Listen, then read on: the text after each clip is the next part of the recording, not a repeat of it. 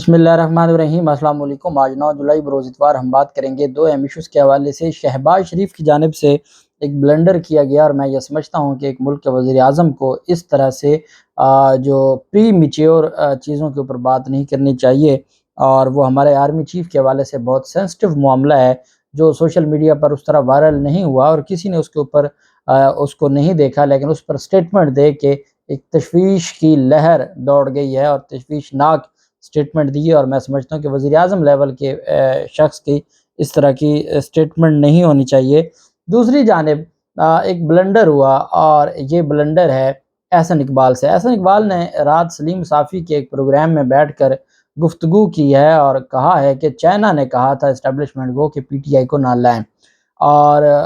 اب جو ہے یہ پی ٹی آئی کو لائے، جس کی وجہ سے سی پیک رک گیا۔ ساتھ ہی آج پی ٹی آئی کے جو چائنا کے سفیر ہیں ان کی جانب سے سٹیٹمنٹ آ گئی ہے پاکستان تحریک انصاف کے حق میں۔ اہم تفصیلات ہیں جو میں آپ کے ساتھ شیئر کروں گا۔ سب سے پہلے میں آپ کو بتاتا چلوں کہ پاکستان تحریک انصاف کے چیئرمین عمران خان آج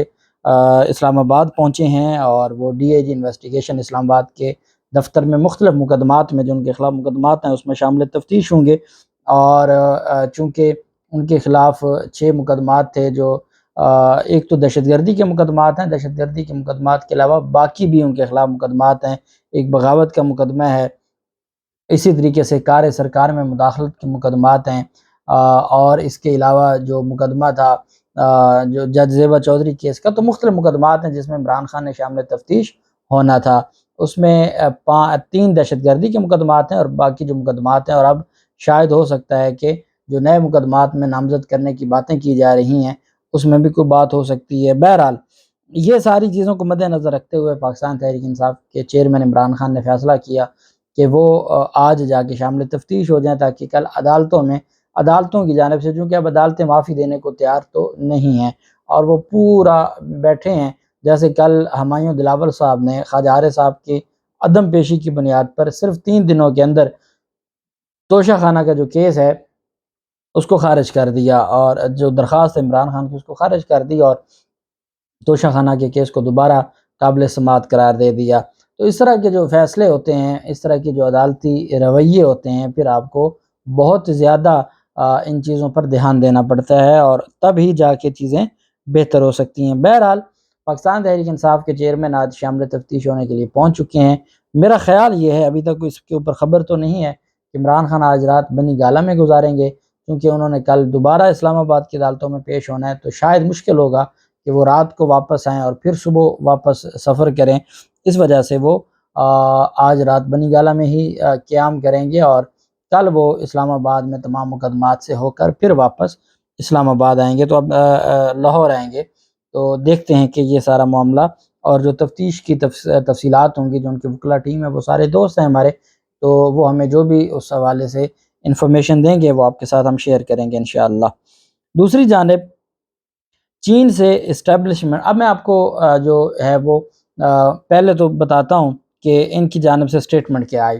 سٹیٹمنٹ یہ آئی کہ سلیم صافی کے ساتھ پروگرام تھا، جیسا سلیم صافی ویسا احسن اقبال۔ اب ان کی جانب سے جو ایک تھا کہ اور پھر ان کو اپنے بیان سے ہٹنا بھی پڑا، جب چائنا نے سخت رد عمل دیا ہے تو اس کے بعد پھر اپنے بیان سے ہٹ بھی گئے ہیں، اور اس وقت جب میں آپ سے بات کر رہا ہوں تو میرے سامنے آ گیا ہے کہ احسن اقبال نے ٹویٹ کر کے کہا ہے کہ میرے جو میڈیا میں میرا جو بیان تھا اس کو غلط طریقے سے پیش کیا گیا ہے۔ انہوں نے کہا کہ میں آپ کو یہ بھی بتاتا چلوں، سلیم صافی کے پروگرام جرگہ میں کہا کہ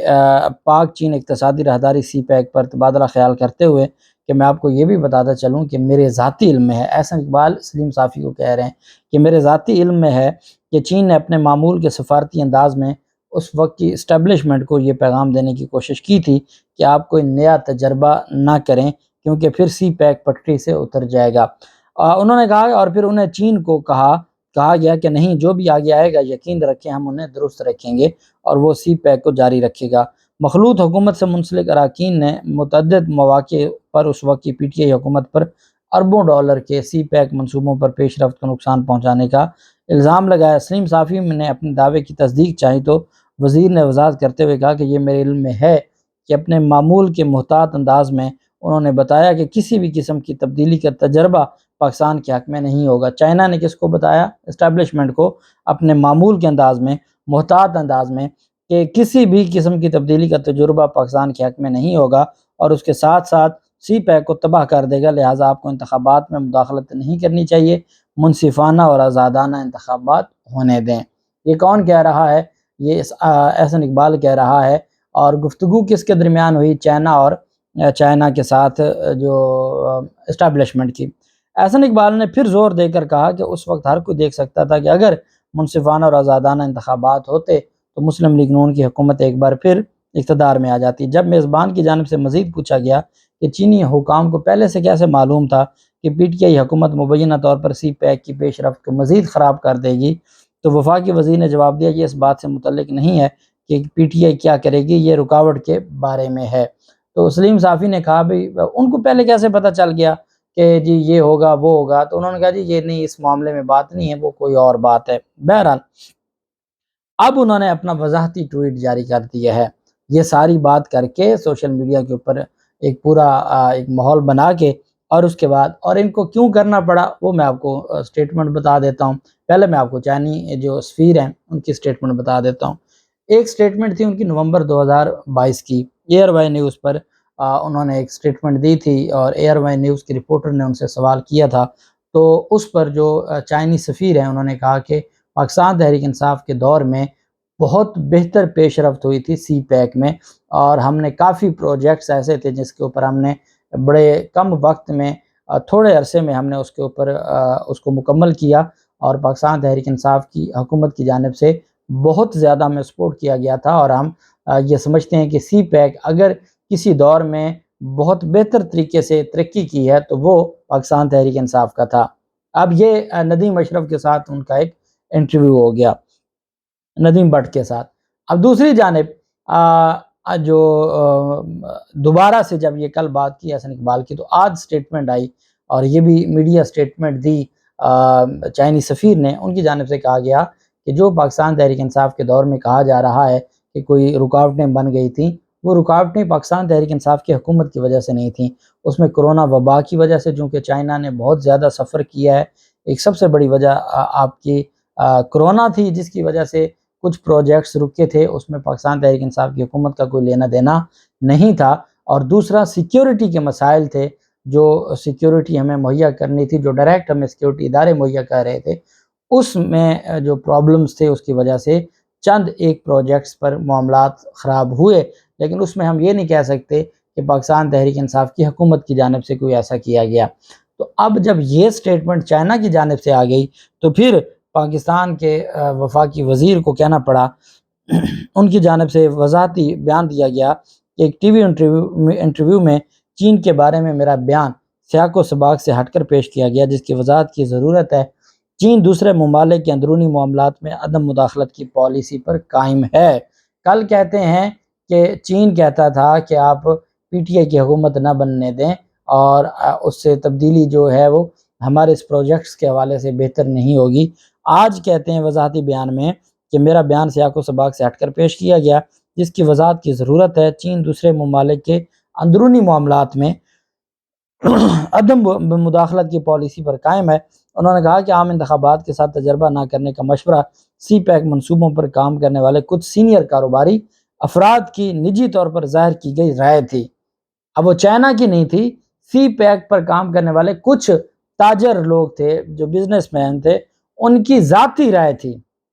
اندازہ لگائیں، جھوٹ کا نہ کوئی سر ہوتا ہے نہ پاؤں ہوتا ہے، جب آپ کی اتنی اوقات نہیں ہے تو آپ اتنی بڑی باتیں نہ کریں گے، جس کی وجہ سے ہمارا ایک ہی تو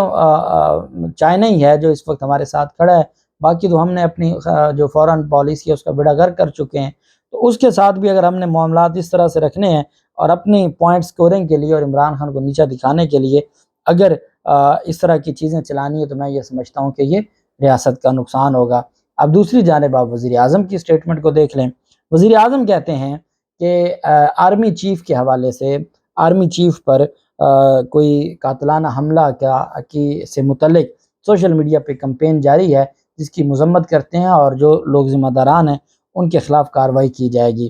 اب یہ بات جب میں نے بھی سنی تو جیسے صبح سویرے دیکھا، ہم نے ٹویٹر دیکھا، اس پر یہ سٹیٹمنٹ آئی ہوئی تھی اچھا بڑا کھنگالا کہ اللہ معاف کرے، اللہ پاک ہمارے آرمی چیف کی حفاظت کرے، ایسا کیا ہو گیا ہے اور کیا بات ہے، سوشل میڈیا پہ کیوں ایسا آ رہا ہے، کچھ ہوا ہے؟ تو ایک تشویش کی لہر جو ہے وہ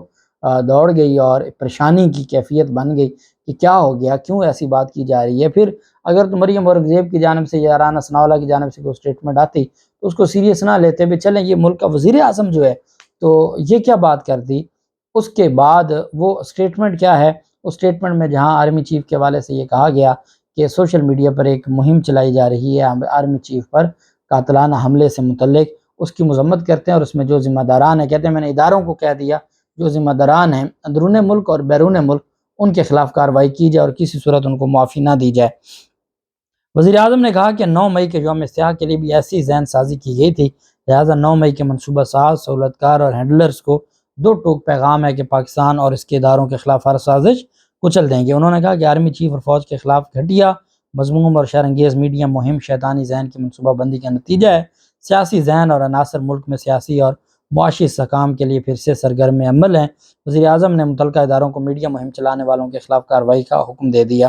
اب باقی تو چلیں مہم جو بھی چلتی رہتی ہے، جو بھی ریاست کے خلاف ہے اس کی ہم مذمت کرتے ہیں اور ہمیں بطور پاکستانی اس کا حصہ نہیں بننا چاہیے، لیکن یہ بات ایک انتہائی تشویشناک تھی جو آرمی چیف کے حوالے سے وزیر اعظم ایک بیان دے رہے ہیں۔ جو سوشل میڈیا، ہم بھی تھوڑا بہت سوشل میڈیا کو جانتے ہیں اور ہمارے بھی چھوٹے موٹے اکاؤنٹس ہیں، تو اللہ نہ کرے کہ کوئی ایسی ہم نے پوسٹ دیکھی ہو جو ہمارے آرمی چیف کے حوالے سے ایسی کوئی بات ہو، تو اب پتہ نہیں وزیر اعظم کیا بات کہہ رہے ہیں۔